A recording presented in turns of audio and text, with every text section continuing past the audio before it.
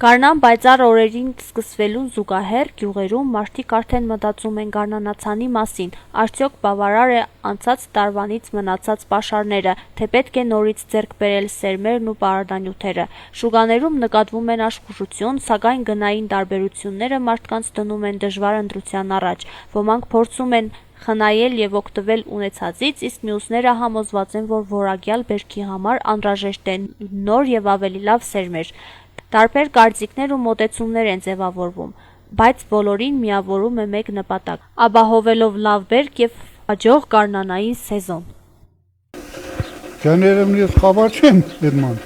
բայց ցանելուն է ուլավ էդի ցանեմ, գարի էդի ցանեմ։ Չորենը չունեմ որ ցանեմ, ցորենը պետք չէ ասեմ։